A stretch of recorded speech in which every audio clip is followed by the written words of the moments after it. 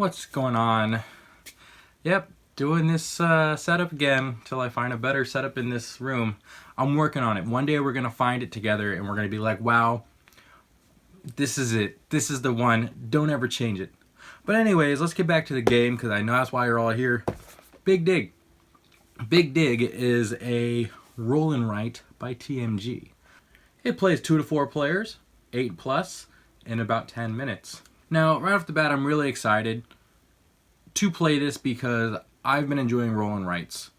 I've only played 2 of them, and I only played them starting yesterday. So I don't know why I said it like that, but I'm very excited regardless. One thing I do want to note, I couldn't get it open very well, so I used a blank card, but you could use a poker card, whatever, and it does a really great job at pulling open that box, because it is hard at one point to open it. So what do you get inside this box?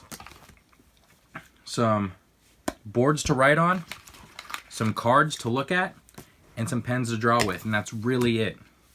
Now I understand this is not a roll and write, but you know what? You are still drawing tiles and writing in what that tile is, and that's how I roll. So very simple game, a little too simple almost. I think that's kind of one of the flaws I do have with this game at the moment, is just that it is very basic. I mean, it takes an idea, which is great, and just really like zero fluff. This is exactly what the game is. You draw these cards, draw them on your board, and try to complete 3 of these objectives. And the objectives are probably the most versatile part of the game because there's so many objectives. You choose 3 at random, and this is now how the game's going to play. This one in particular, you want to mine all the emeralds, explode 5 stones, and excavate all coins, which sounds like, you know, you're doing a lot in the game, but it's literally just you marking it off by taking a shape and drawing that shape on the board. Now, of course, you'd have to start from the top, right? So, you know, let's say on my first turn I drew this, and then my second turn I drew this, and that's how I draw this. So I'm not doing it here in this example, but you know, if I wanted to mine all the emeralds, I'd have to draw those in order to like cross all these out, as you see, like using the blocks to mine your way through. And that's really, you know, a lot of what the game is just mining your way through. If you're trying to collect oil, you got to connect it to the oil rig here. If you want to get water, you have to collect it to the, or you know, direct it to the water. Very straightforward. Now, is that all that bad?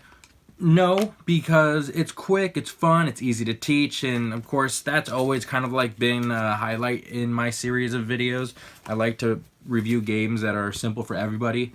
This is definitely a game that's simple for everybody. It's just draw, write, and then once you're done drawing all these, flip them over.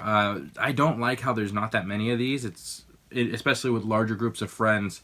When you are drawing one,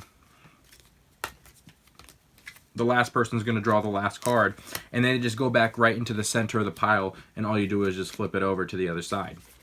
And with more people, it's, you know, happens a lot more often that you got to flip all these cards.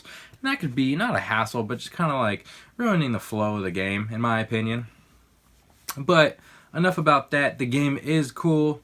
It's unique. The roll and write blew up in 2018, and I'm not disappointed at all for owning it. This is something I could just toss on the table with 4 of my friends. Literally, we're waiting for our food to come at the restaurant. You know, I've used that before. I think that's a really good way to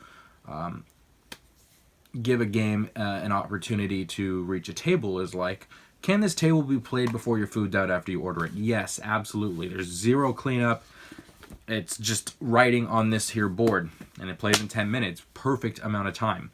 Is this something that, you know, if I'm having a big group, do I want to bring this? No, probably not. If they want to play like heavier games, yeah, this could be a great filler, but it's 2 to 4 players, so anything more than that, you wouldn't be able to bring them in. But, you know, a lot of us do only have like 1 other person. I think it plays great for 2 players, in my honest opinion. I like this a lot for 2 players. Anything more than 2 players, I think it's kind of just a little more distracting, to say the least, because of how the cards work. A lot of these boards too. I mean, I wish there was more, more versatility between these boards. But you have this side or this side. They're two unique sides. It's your choice. Especially everyone has those two sides.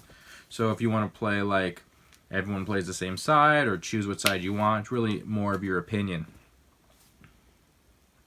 But I do want to say thank you for watching this video. My final verdict is it's great for families, great for kids, great for teaching people how to play games. It does lose its charm a little bit at some point, just when you start kind of understanding the gameplay. I think it does have a first player leverage. But yeah, if you like this video and been liking a lot of my other videos and been following me along this journey around this room, trying to find a great place to make these videos, then you should subscribe, like, and comment. Thanks for watching.